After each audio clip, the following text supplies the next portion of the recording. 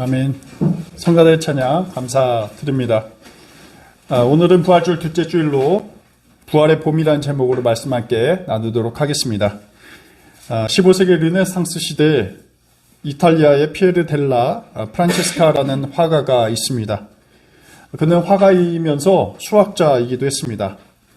교황을 비롯해 두터운 후원자층도 있어가지고 제법 명성도 자자했다고 합니다. 평론가들은 수학에 능통해서인지 그림의 원근법을 아주 잘 활용했고 또 색채나 빛을 잘 이용해서 당시로서는 가장 획기적인 미술 양식을 선보였다, 이렇게 평가하고 있습니다. 이러한 기법을 반영한 작품이 오늘 말씀드릴 그리스도의 부활이라는 그림입니다. 제가 주보 앞면에 이 그림을 넣어두었습니다. 한번 보시면 이 그림이 어떤지 보실 수 있을 것 같습니다. 이 그림은 현재 이탈리아의 산세폴크로라는 도시의 시립미술관에 소장되어 있다고 합니다. 사실 예수님의 부활을 주제로 해서 수많은 화가가 작품을 남겼습니다. 그런데 15세기 작품 가운데 이 프란체스카의 그리스도의 부활은 예수께서 무덤을 막 딛고 일어서는 그 모습을 굉장히 생생하게 잘 담고 있습니다. 복음서에는 아쉽게도 예수께서 어떻게 부활하셨는지 이에 대한 직접적인 묘사는 없습니다. 무덤을 찾은 새 여인이라든지 천사가 나타난다든지 지진이 일어나고 돌문이 열리는 등 이런 극적인 주변의 모습은 잘 담겨져 있지만 예수께서 무덤에서 일어나시는 장면은 사실 삭제되고 없습니다. 이 때문에 아마도 화가들은 이 부활의 장면을 상상으로나마 이 그림으로 표현하길 바랬던 것 같습니다. 오늘의 화가 프란체스카는 삼각형 구도로 부활하신 예수님을 중심에 두고 아주 이 부활을 역동적으로 잘 묘사하고 있습니다. 그림을 보시면 사실 배경은 예루살렘이 아니라 화가가 살고 있는 이 산세폴크로라는 도시를 그려 넣었다고 합니다. 무덤에서 나온 예수님 발 아래로 로마 병사들이 잠들어 있습니다. 참고로 예수님의 왼쪽 편에 그 갈색 옷을 입은 병사가 있습니다. 이 사람이 바로 이 프란체스카 화가 자신이라고 이렇게 합니다. 예수님의 부활의 순간 깨어있지 못하고 잠든 자신을 참여한 것은 아닐까 생각을 해봅니다. 유대 지도자들은 예수의 제자들이 무덤에 몰래 와서 시체를 훔쳐가고 사람들에게 그가 부활했다라는 망언을 할까봐 두려워서 이 빌라도 총독에게 부탁을 해 이 경비를 세우게 됩니다. 하지만 잠든 경비병 위로 예수께서는 이 죽음을 이긴 승리의 깃발을 들고 담대하게 걸어 나오십니다. 제가 이 그림에서 오늘 설교와 관련해 주목해야 할 부분은 예수님 부활 모습 뒤로 펼쳐지는 그 배경, 여기에 있습니다. 그림을 보시면 예수님 뒤편으로 배경이 상반되게 그려져 있습니다. 왼쪽에는 앙상한 나무와 삭막한 분위기가 연출되어 있습니다. 마치 황량한 겨울 풍경과도 같습니다. 하지만 오른쪽은 다릅니다. 나무의 잎이 푸르고 언덕에도 나무가 생기 있게 자라나고 있습니다. 마치 봄의 풍경과 같습니다. 예수께서 부활하기 직전에는 황량했습니다. 하지만 부활 후 예수님께서는 만물을 소생하게 하시고 생명의 탄생을 가져오시는 분으로 묘사되고 있습니다. 이 그림은 우리에게 부활의 소망과 확신을 안겨다 줍니다. 그것은 바로 겨울이 가고 봄이 왔다라는 선언입니다. 죽음이 죽고 생명이 산다는 희망입니다. 부활 이전 생명은 차디찬 그 겨울에 의해서 속박당했습니다. 하지만 부활의 봄, 생명은 풀어나고 만물은 소생하고 있습니다. 이 그림을 보니 이 팀 켈러라는 신학자의 이 부활에 대한 견해가 떠오릅니다. 부활을 잇다라는 책에서 이 신학자 켈러는 이렇게 말하고 있습니다. 예수님 부활은 신기한 마술이 아니라 침략이다라는 도전적인 메시지입니다. 이 말은 예수님 부활로 인해서 새로운 생명이 인간 세계 속으로 침략해 들어왔다라는 선언입니다. 그렇다면 예수님 부활 이후 인간 세계로 생명이 침략한 모습은 과연 어땠을까요? 그리고 특히 제자들의 삶은 어떻게 변화를 겪게 될까요? 오늘 아침 우리는 사도행전 1장 3절 이하의 말씀을 묵상했습니다. 과연 예수께서 부활한 이후에 어떠한 사건이 벌어지는가? 이 점을 우리가 추적해 본다면 우리가 부활에 대한 비전을 더욱더 명확하게 인식할 수 있겠다 생각이 듭니다. 또 우리의 삶의 방향과 태도를 어떻게 정향 기울 것인지 이 점도 우리가 알 수 있게 됩니다. 이러한 화두가 바로 오늘 본문 속에 담겨져 있습니다. 사도행전 본문에서는 십자가 부활 이후 예수님께서 승천하시기 전까지 약 40일 동안 어떤 일이 일어났는지 그 예수님의 행적을 굉장히 압축적으로 묘사하고 있습니다. 이 40일에는 주로 예수님께서 사람과 만난 이야기로 가득 채우고 있습니다. 오늘 본문은 아니지만 요한복음 20장을 보니까 예수님께서 부활하신 이후에 우선 11제자를 만나시는 장면이 잘 묘사되어 있습니다. 그리고 이 11제자를 만나서 예수님께서 이런 말씀을 하십니다. 너희에게 평강이 있을지어다. 아마 제자들 가운데는 부활하신 예수님이 환상이다, 거짓이다 라고 치부하면서 이 사실을 받아들이지 못했을 가능성이 큽니다. 당연한 부분입니다. 믿어지지 않았던 것이죠. 하지만 예수님께서 이 평화의 인사로 두려움과 의심 속에 있었던 제자들의 마음 상태를 깨우고 계십니다. 그리고 갈릴리 호수로 이동하십니다. 새벽에 물고기를 잡던 7 제자들에게 나타나십니다. 얘들아 무얼 좀 잡았느냐라고 말씀하시면서 제자들에게 그분이 이제 낯선 사람이 아니라 예수님이란 것을 다시 한번 각인시키게 됩니다. 예수께서 제자들이 이렇게 말씀하십니다. 그물을 배 오른쪽에 던져라. 마치 처음에 이 베드로를 만났을 때 그 장면을 연상시키는 것을 다시 한번 보여주고 계십니다. 제자들이 고기를 잡으니 그 즉시 감이 왔습니다.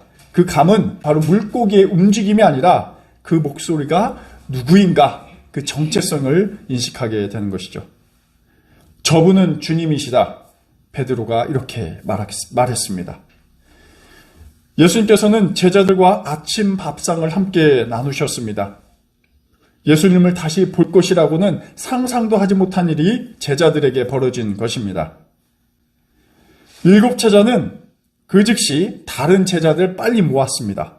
그리고 갈릴리의 한 언덕에서 예수님을 다시 한번 만나게 됩니다. 이것이 바로 마태복음 28장에 잘 그려져 있습니다. 이때 예수께서는 제자들에게 사명을 주십니다. 모든 족속으로 제자를 삼아 아버지와 아들과 성령의 이름으로 세례를 주고 내가 너희에게 분부한 모든 것을 가르쳐 지키게 하라라는 비전입니다. 이외에도 예수님께서는 500여 형제들 만나셨고 그리고 주님의 형제인 야고보도 만나셨습니다. 야고보는 예수님의 바로 아래의 동생이었는데 예수님 성전에는 이 예수님을 어떤 메시아로 믿지는 않았습니다. 하지만 부활 이후에 예수님을 만나면서 개종을 하게 됩니다. 그리고 제자 그룹에 들어가서 나중에는 예루살렘 교회의 수장이 되기도 합니다. 그리고 마지막으로 예수께서 승천하시기 전 군중들에게 자신을 드러내십니다. 바로 이 장면이 오늘 사도행전 1장에서 벌어지고 있는 배경이 됩니다. 예수님께서 자신이 부활한 후에 그 지내온 일들을 오늘 이 사도행전 1장 모인 사도들에게 다시 한번 언급을 하게 됩니다. 그리고 예수께서는 이번에도 이 사도들, 제자들에게 명령을 내립니다. 예루살렘을 떠나지 말고 이제는 성령을 기다리라라는 것입니다. 이제 성자 예수님의 시대가 곧 저물게 됩니다. 자기가 승천하면 이제 이 세대 속에서는 예수님이 더 이상 존재하지 않으시는 것이죠. 대신에 그것이 바로 이제 성령으로 이어져서 오순절 사건이 벌어지면서 이제 성령의 시대가 출발을 하고 있습니다. 이 때문에 제자들에게 성령을 기다리라라고 이야기합니다. 근데 중요한 점은 여기서 예수께서 예루살렘을 떠나지 말라고 명령한 데 있습니다. 이런 명령은 사실 사도들이, 제자들이 이제는 예루살렘을 떠나려는 이 생각을 했다는 것을 역으로 보여주고 있습니다.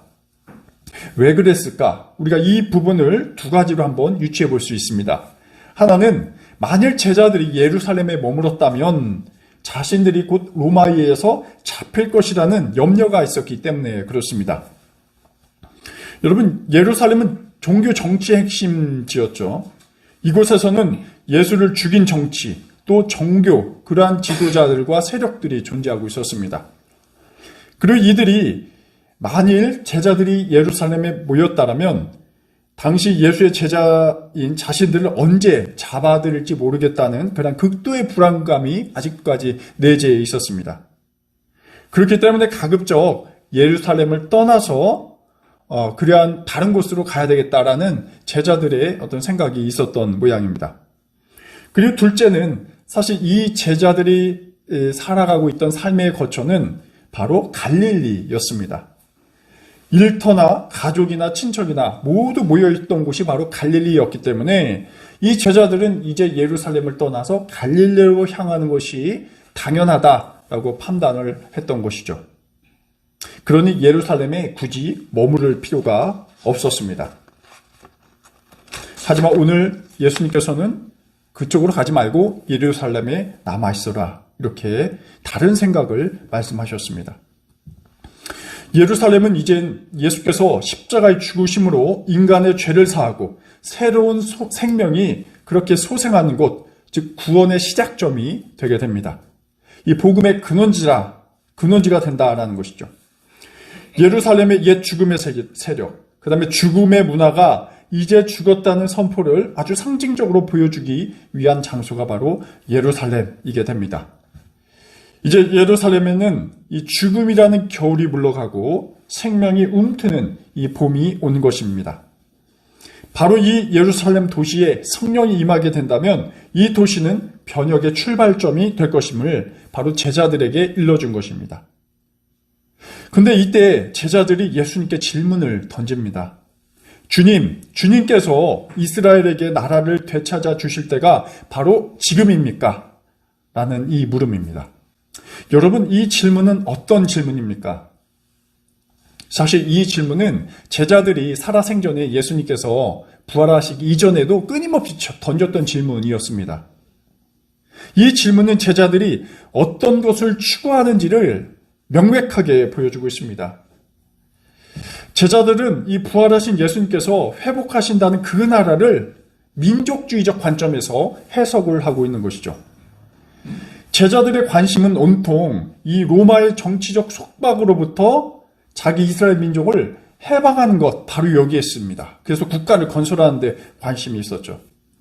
제자들의 눈에 예수님은 여전히 자신의 유대주의와 민족주의에 대한 어떤 욕망, 이러한 비전을 실현해줄 이 정치적 메시아로 판단하고 있던 것입니다. 이러한 제자들의 민족 상실에 대한 소름은 사실 당연한 것입니다.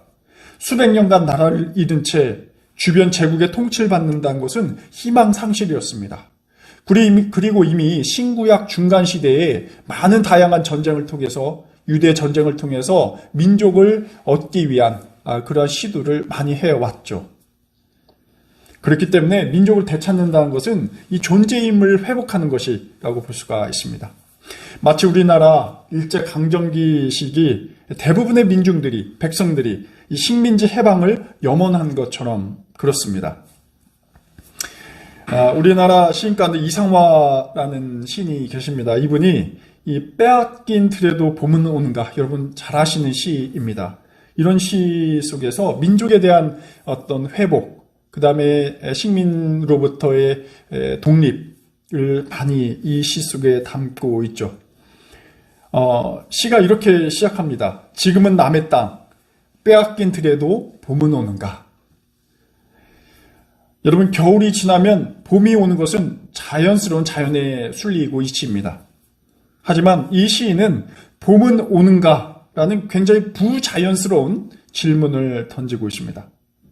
그만큼 민족 해방과 국권 회복을 위한 민중들의 한, 그 서린 한을 고스란히 시 속에 담아내고 있습니다. 이러한 염원은 당시 이스라엘 제자들, 예수님의 제자들도 마찬가지였습니다. 이들은 여전히 부활의 봄을 맞이하지 못하고 있는 상황이었습니다. 로마 제국으로부터 그 들을 빼앗겼기 때문에 그렇습니다. 자신의 터전을 박탈당했기 때문에 그렇습니다. 그렇기 때문에 예수님께 이스라엘에게 나라를 되찾아 주실 때가 바로 지금입니까? 라고 물은 것은 너무나도 자연스러운 질문이었습니다. 제자들이 맞이하고픈 그 부활의 봄이 바로 민족 회복 이것이었기 때문에 그렇습니다. 분명 예수님께서도 이러한 제자들의 염원을 잘 알고 계셨을 것입니다. 하지만 예수님의 생각은 한 걸음 더 나아가고 있습니다. 예수님의 추구하고 있는 그 하나님의 나라는 이스라엘이라는 어떤 민족주의를 넘어서고 있습니다. 구원의 범주는 이스라엘에만 국한되지 않기 때문에 그렇습니다. 예수님께서 제자들에게 그렇다. 내가 이스라엘을 당장 되찾아 주겠다.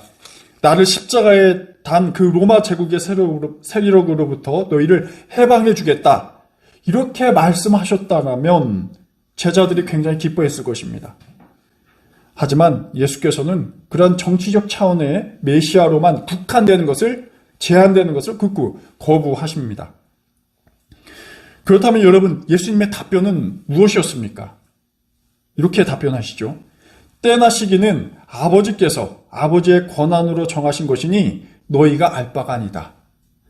굉장히 모호한 답변을 주십니다. 제자들의 질문, 그리고 예수님의 이 답변, 여기서 우리는 한 두 가지 정도를 생각해 볼 수 있습니다. 첫째는 제자들은 이스라엘 회복되는 때가 바로 지금 당장이길 원했다라는 것입니다. 사실 제자들은 지칠 대로 지쳐 있습니다. 그렇게 당장 내 민족 회복이 주 관심사였습니다.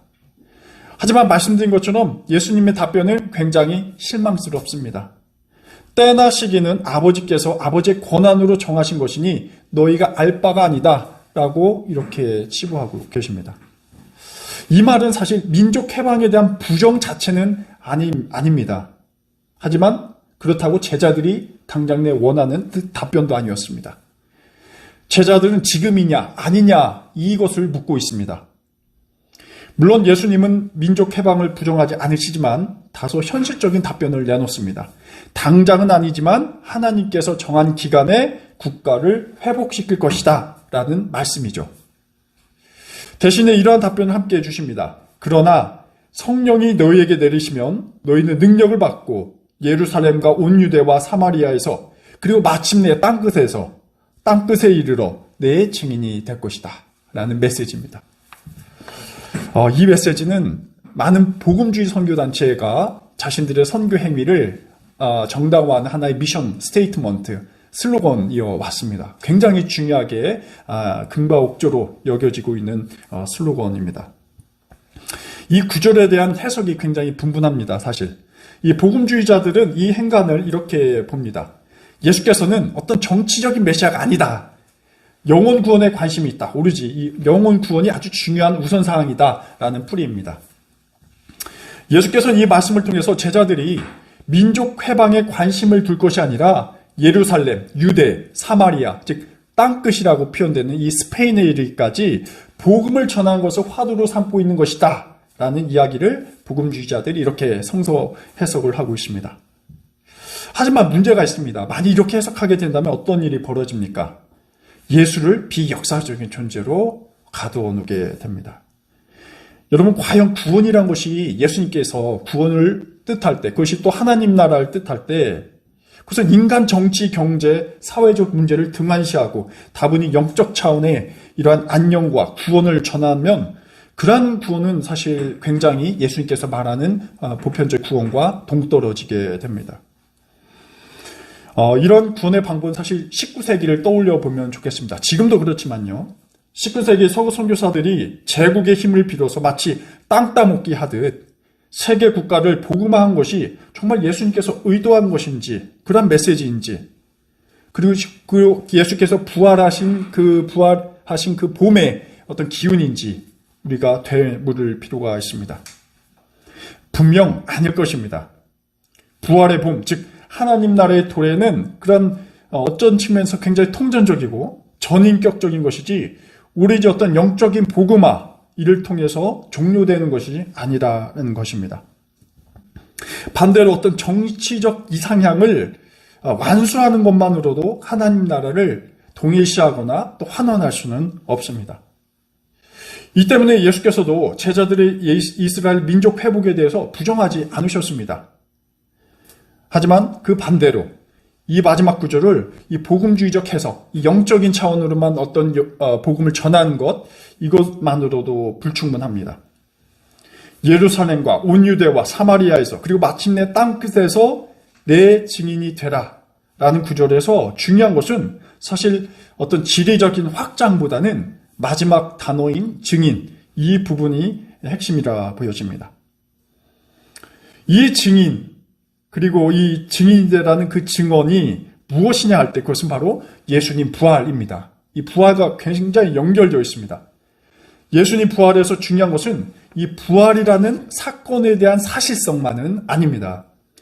예수께서 진짜로 부활하셨는지 안 하셨는지 중요하긴 하겠지만 사실 오늘 우리 신앙의 현재성에는 부활의 의미에 대해서 좀 더 초점을 둘 필요가 있습니다.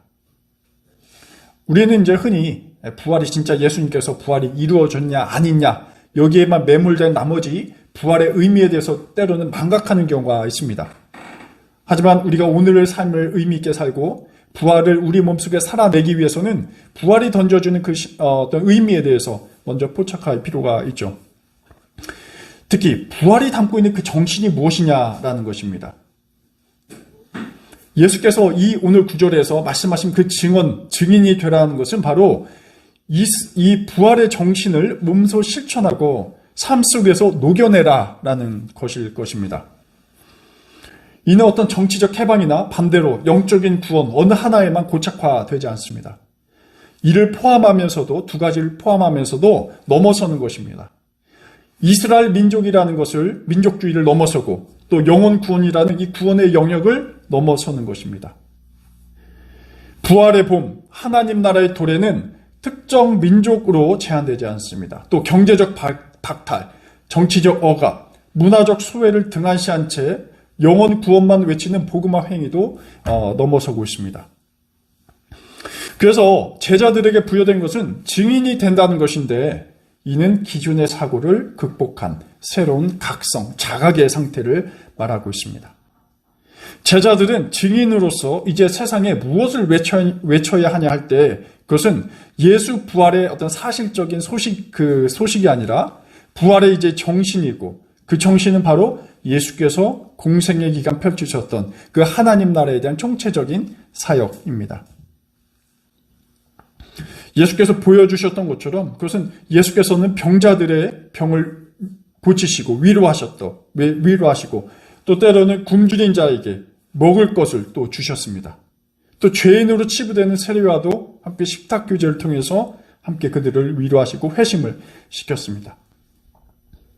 또 가늠하다 잡힌 여인은 어떻습니까? 죄를 나무라지 않으셨지만 동시에 다시 죄짓지 말라는 그러한 조언도 해주셨습니다.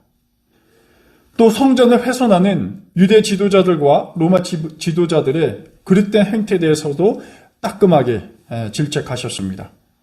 이것은 하나님 나라의 공의와 정의를 세우는 일이었습니다. 이러한 예수님의 행적을 다 종합하자면 바로 이 증거의 내용은 하나님 나라였고 그 나라는 것은 하나님의 통치였다라는 것을 우리가 끄집어낼 수 있습니다. 그것이 바로 증인들이 전해야 될 그 증언이라고 볼 수 있습니다. 이러한 과정에서 민족 해방도 있을 수 있고 또 영적인 구원도 강조될 수 있다라는 것입니다. 오늘 우리가 부활절 둘째 주일을 맞이하고 있습니다. 우리에게도 이 계절적으로는 이 봄이 찾아왔습니다. 또 지난주 부활의 봄을 체험하고 있습니다. 예수님 부활을 통해서 이제 우리는 겨울이 가져다 죽음과 절망을 내려놓고 이제는 생명과 희망을 향해 한 걸음 내딛고 있습니다. 이 시기에 과연 예수께서는 우리에게 무엇을 요구하고 계실까 할 때 그것은 바로 증인이라고 볼 수가 있습니다. 예수께서는 우리에게 증인이 될 것을 요구하신다라는 것입니다. 예수님에 관한 증언은 인간관계를 단절시키는 힘에 대한 거부입니다. 대신에 우리는 그 증인은 사랑을 담고 있고 우리로 하여금 사랑을 외칠 것을 이야기하고 있습니다. 또 생명을 외칠 것을 말하고 있습니다. 서로 갈등할 것이 아니라, 서로 증오할 것이 아니라 함께 화합할 것을 외치고 있습니다. 또 깨어진 인간관계, 또 불의한 구조, 연약한 우리의 육체와 정신을 회복하는 것도 이 증언에 포함이 되고 있습니다. 만물을 소생케 하시는 이 성령이 우리 낙산교회 봄의 계절 함께하길 기원합니다. 아멘. 교우님들의 삶에 또 직장과 사회 속에서, 가정 속에서 주님께서 주시는 이 봄의 향기가, 그 봄의 따뜻함이, 그리고 생명의 숨결이 늘 함께하길 기원합니다. 기도하겠습니다.